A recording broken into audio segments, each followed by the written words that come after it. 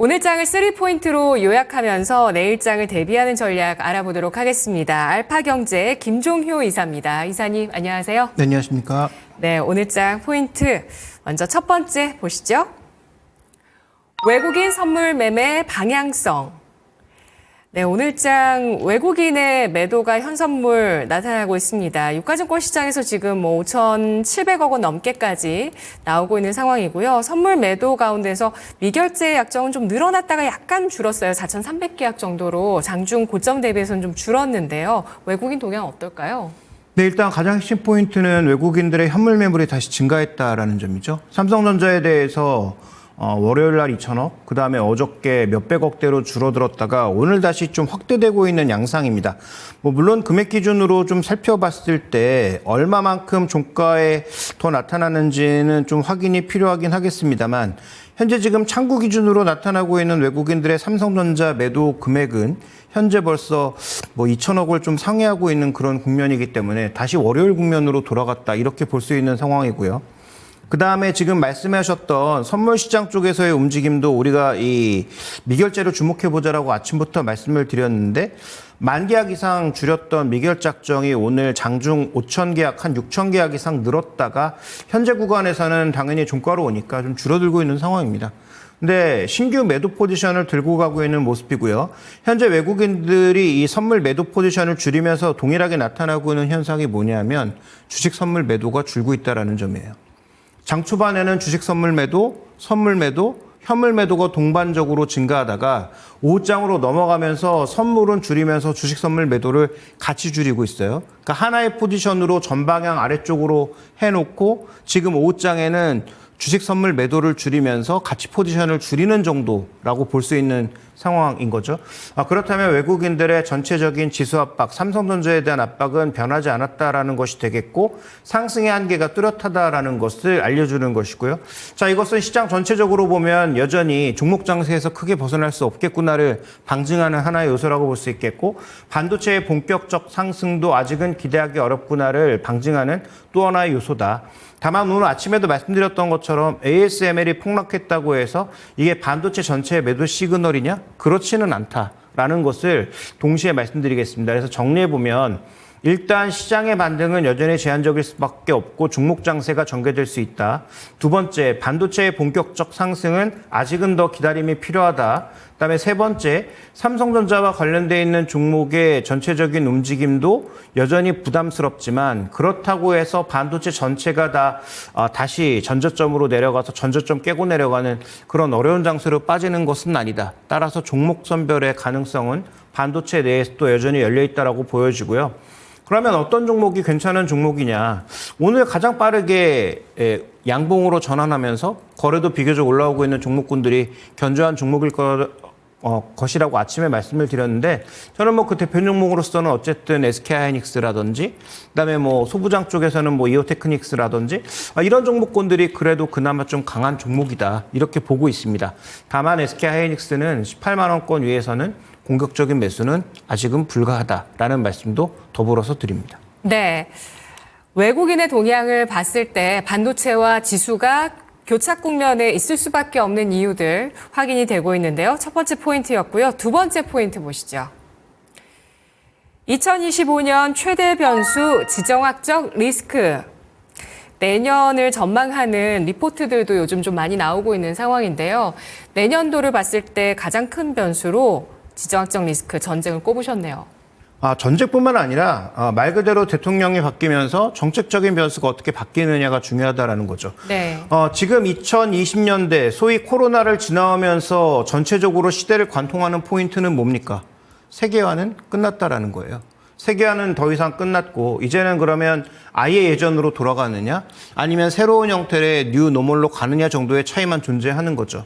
그러면서 이제 서서히 세계는 하나 우리는 친구에서 각자 도생의 시계로 가고 있는 것이고 다만 그 각자 도생의 강도가 해리스가 됐을 때는 상대적으로 조금 덜한 동맹끼리는 친하되 적과는 멀리하는 정도라면 트럼프가 됐을 때는 상대적으로 동맹과의 그 강도도 의외로 높아질 수 있는 거죠. 네. 예를 들어서 중국과 척을 지는 건 너무 당연한 얘기겠지만 동맹국 내에서도 돈 낼 건 내라라는 분위기가 형성될 수 있는 거고 또 우리나라처럼 어떻게 보면 미국의 제조업 회복에 꽤 수혜를 받은 국가에게도 무조건 관세를 부여하겠다라는 게 아직까지는 트럼프의 정책이니까. 물론 트럼프가 될지도 알 수 없고 된다고 해서 정말 그런 정책을 실시할지도 알 수 없죠. 다만 그러한 불확실성 자체가 내년도에 대통령이 누가 되느냐에 따라서 굉장히 좌우될 수밖에 없다라는 것이고요. 그다음에 지금 소위 육성되는 산업들, 뭐 AI라든지 전기차라든지 이런 것들이 과거 그렇게 미국이나 유럽이 중국을 공격했던 소위 보조금 이슈로 살아가고 있지 않습니까? 그러니까 그 보조금 이슈도 결국은 누가 대통령이 되고 어떤 정책을 쓰느냐에 따라서 변동성이 커질 수 있다는 거죠.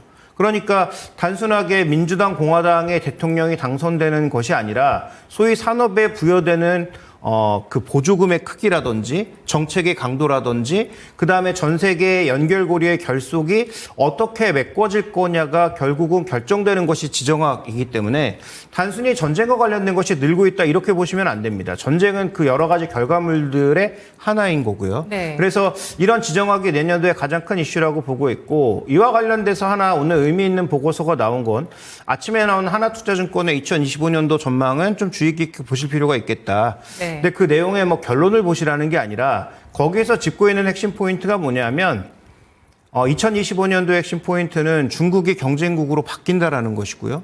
그러면 중국이 경쟁국으로 바뀌었을 때 우리가 중국과의 경쟁에서 이길 수 있는 업종이 무엇이 있는가라는 판단이 저는 중요하다고 보고 있고요. 다만 이 리포트에 상당히 여러 가지 내용에 제가 공감을 하면서도 한 가지 빠졌다라고 생각하는 것 지정학 이슈가 빠져 있더라고요. 그래서 이런 지정학 이슈까지 우리가 결부지어서 생각해 보면 뭐 제 생각이기는 하지만 첨단 반도체, 전체 반도체가 아닙니다. 이미 레거시 반도체는 중국의 침탈이 시작됐고요.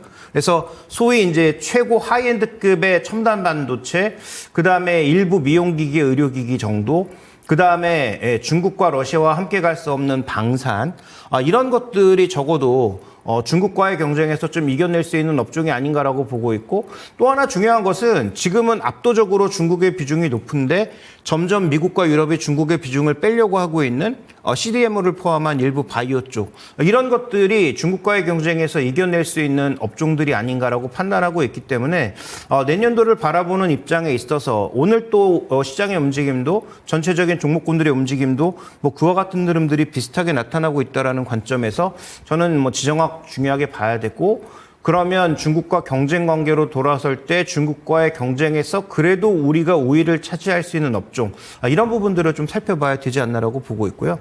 그다음에 우리의 뭐 심정적으로 봤을 때는 중국이 당장 망했으면 좋겠고 뭐 중국의 어떤 이 공급망이 당장 없어졌으면 좋겠지만 그 불가능하거든요.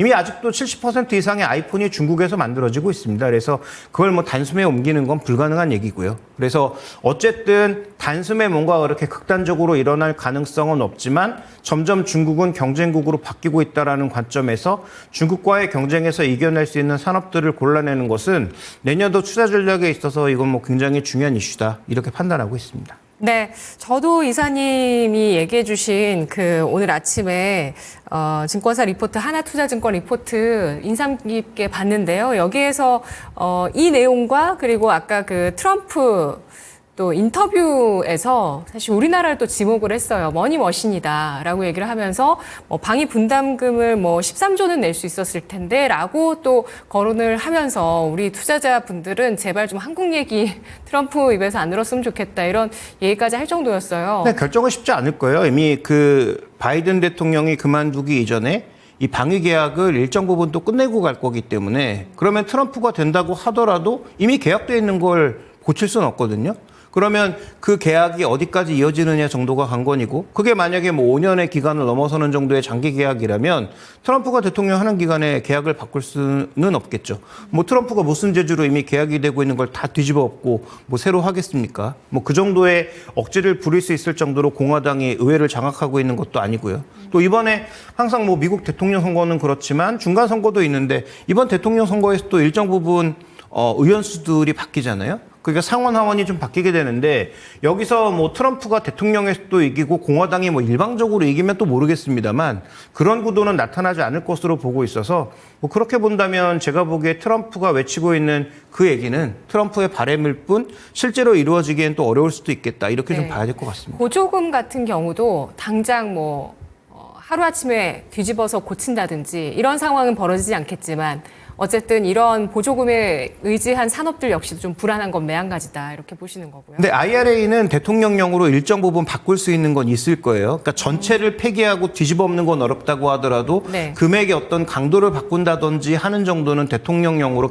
결정할 수 있을 겁니다. 그래서 실제로 의회의 그 동의를 얻지 않고도 대통령령으로 바꿀 수 있을 정도의 변동성은 우리가 고려를 해야죠. 그런데 판도 전체를 뒤집어서 예를 들어서 뭐 해리스가 되면 뭐 친환경은 다 잘 되고 뭐 트럼프가 되면 국영제가 다 잘 된다? 이건 너무 나간 거죠. 그래서 네네. 트럼프가 된다고 하더라도 변화시킬 수 있는 폭은 제한적이고 해리스가 된다고 해서 실제로 친환경에 돌아오는 플러스 요인도 제한적이다. 이렇게 보시는 게 저는 합리적이라고 봅니다. 네, 지금 보여주신 표에서도 보면 우리가 그 수출 경쟁 국가로서 중국과의 경쟁력을 비교를 했을 때 정말 그나마 미국 쪽에서 우리나라가 중국과 좀 어깨를 겨룰 수 있는 상태이고 유럽에서는 좀 더 좀 경쟁이 잘 안 되는 그런 상태에 놓여 있다는 걸 약간의 그 각도를 통해서 좀 우리가 그래프에서 확인을 해볼 수가 있는 것 같습니다. 그리고 또 그 말씀해 주신 그 수출 경쟁 국가로서 그 사이에 좀 경쟁 우위에 중국보다 있을 수 있는 산업들을 골라주셨거든요. 이들이 그 리포트에서 그 얘기도 있었어요. 사실 미국 투자가 너무 쉽기 때문에 우리 기업들 중에서도 미국에서 좋아지는 걸 미국을 바로 투자하지 그와 비슷한 뭐 커플링 될 만한 종목을 선택하는 이런 매매는 이제 없다. 이런 얘기까지 들어 있었거든요. 근데 거기서 한 가지 네. 우리가 좀 주목해야 될 건 미국으로 가면 무조건 비용은 올라갑니다. 투자 관점에서요. 네, 투자비도 올라가고 네. 임금도 올라가고 전반적인 비용이 모두 증가하기 때문에 그래서 그렇게 죽어도 미국에서 보조금을 받으려고 하는 거죠. 투자자 관점에서요. 그러니까 투자자 입장에서 미국에서 좋은 주식이 있으면 미국으로 바로 가서 투자를 예. 하면 되지. 굳이 뭐 한국 주식에서 커플링 될 만한 종목을 고르는 매매는 이제 하는 시대가 끝났다 이렇게 얘기를 하더라고요. 그런 관점에서는 지금 골라주신 이런 업종들이 미국에 있는 기업들보다 좀 성장세가 높은 섹터로 그래도 국장에서 살아남을 수 있는 섹터가 앞으로 될 수 있을까요? 일단 반도체 미국의 메모리 만들 수 있을까요? 저 불가능하다고 보거든요. 미국에 그만큼 시설 투자를 해서 미국에서 메모리를 만든다? 가격은 2배로 뛸걸요? 그걸 누가 쓰겠습니까? 불가능한 얘기죠.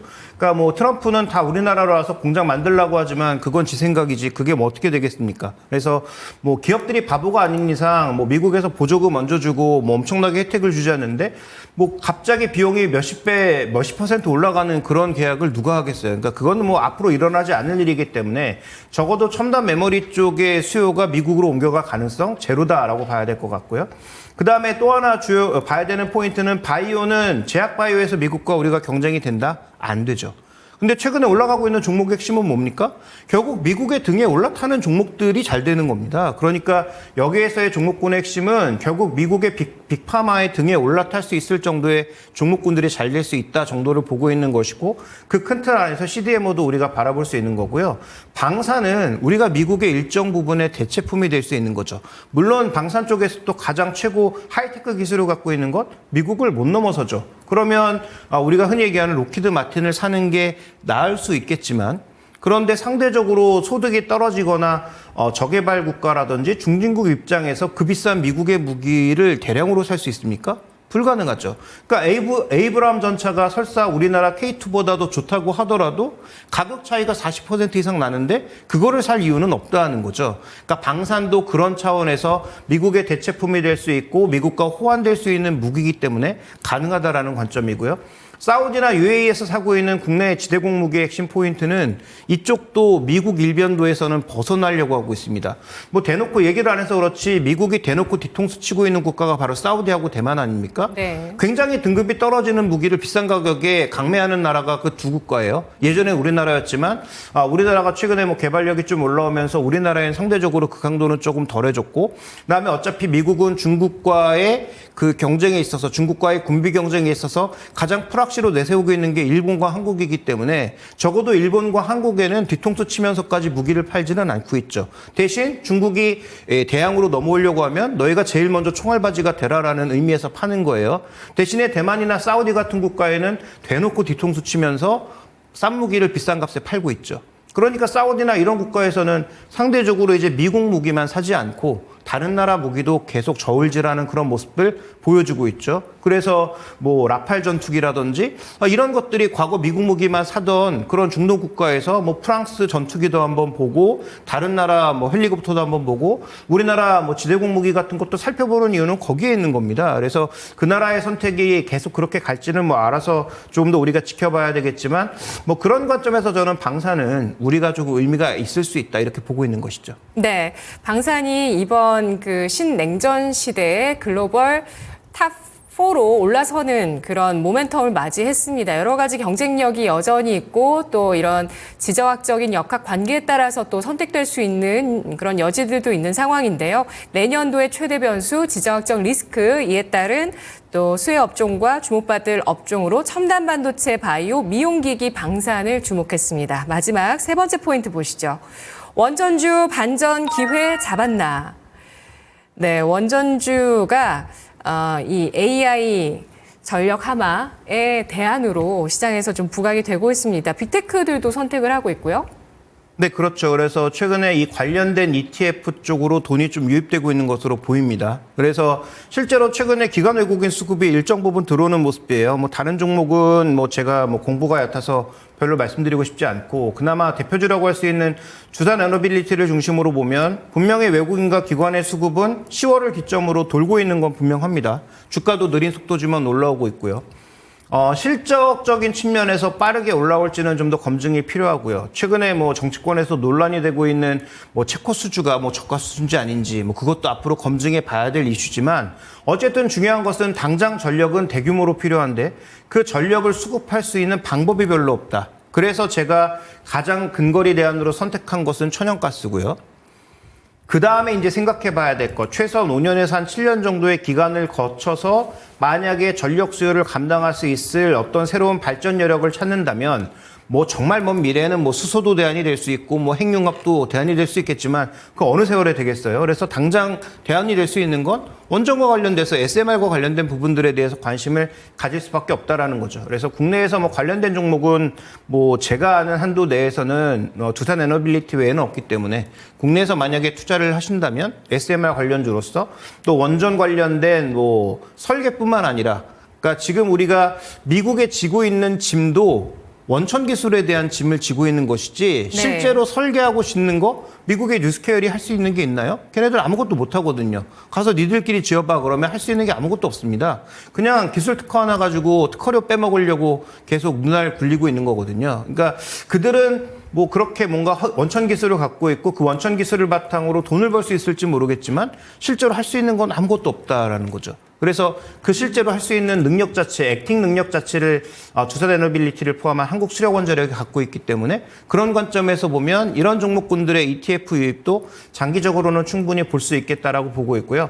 그런 관점에서 본다면 두산 에너빌리티도 뭐 단기적인 관점보다는 중장기적인 관점에서 전력 수급의 한 축으로 우리가 좀 바라보는 게 좋지 않겠느냐. 그래서 기간이 정말 오래 걸리는 이 원전 건설과 관련된 부분과 더불어서 당장 개발은 되지 않았지만 SMR과 관련된 부분에 대한 관심도 여전히 좀 이어질 수밖에 없다. 이렇게 좀 봐야 될 것 같고요.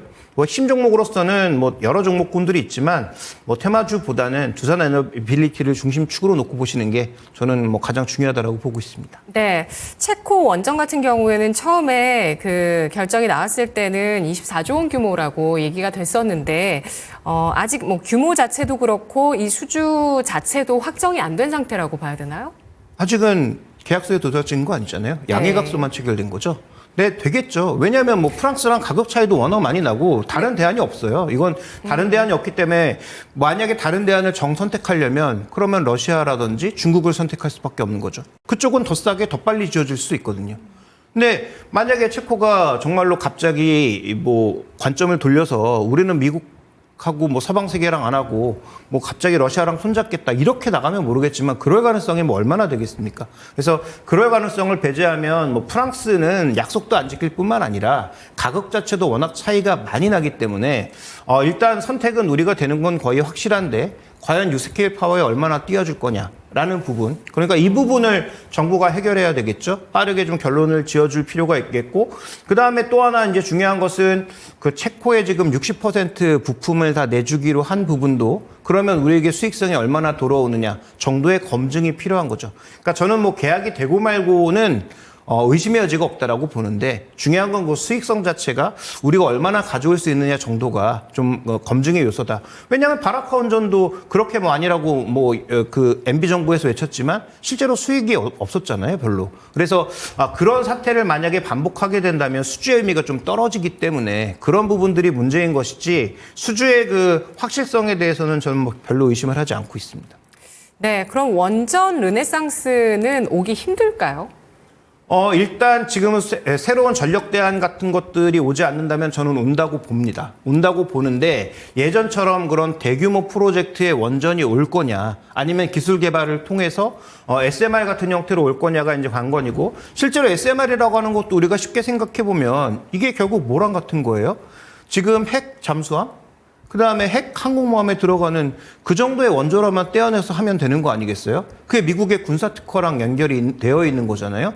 그러니까 그걸 얼마만큼 풀어주느냐가 결국 관건이 되겠죠. 그래서 뭐 그런 것들을 만약에 미국이 풀어줄 생각이 있다면 의외로 쉽게 풀릴 수 있는데 그게 이제 미국의 예를 들어서 뭐 군사와 관련된 기밀과 연결돼 있어서 끝까지 풀어주지 않는다면 스스로 개발해내야 되는 거니까 그러면 뭐 생각보다 시간이 꽤 걸릴 수 있겠죠. 그래서 그런 요인에서 뭐 차이는 있겠습니다만 저는 원전 르네상스는 우리가 원래 생각했던 대규모의 원전은 아니더라도 지금의 전력 급증 구간에서는 올 가능성이 높다 이렇게 보고 있습니다. 네, 그럼 마지막으로 탑픽으로 꼽아주신 두산 에너빌리티 같은 종목들은 중장기 투자 관점에서 보시는 건가요? 그렇죠. 뭐 단기적으로 뭐 급하게 올라갈 가능성 별로 없고요. 악재만 나면 아마 쉽게 떨어질 거고요. 그래서 뭐 이런 종목은 제가 보기엔 매수 가격을 좀 정해두고 그 정도 레벨에서만 분할 매수를 하시는 게 좋지 않을까라고 보고 있고요. 뭐 원전 하나 지으면 대형 원전은 아무리 빨리 지어야 5년이거든요. 그러면 그게 뭐 성과로 돌아오고 수익으로 잡히는 데는 시간이 더 걸릴 거 아니겠어요? 뭐 그런 관점에서 본다면 더 접근은 천천히 하는 것이 장기적으로 하는 것이 좋지 않을까 이렇게 보고 있습니다. 네, K원전 관련한 기사들 헤드라인을 보시면 온도차가 굉장히 큽니다. 결과적으로 좀 남아있는 과제라면은 이 K원전의 수익성이라고 지적을 하고 있는데요. 여기에서 미국의 뉴스케일 파워라든지 미국 정부와 좀 풀어야 할 우리 정부의 숙제가 여전히 남아있는 것으로 보여지고 있고요. 구글 쪽에서 SMR 기업과의 첫 계약을 맺었다라는 소식과 함께 원전주가 시장의 주목을 받고 있습니다. 관련해서 체코뿐 아니라 필리핀 등의 추가적인 또 원전에 대한 기대감도 뉴스로 나오고 있으니까요. 원전 르네상스 도래 시기 조금 더 느긋하게 바라볼 필요가 있고요. 또 풀어야 할 숙제가 많다는 부분도 인식을 하면서 투자 잘 생각해 보시는 것이 좋겠습니다. 이사님 오늘 분석 여기까지 듣겠습니다. 고맙습니다.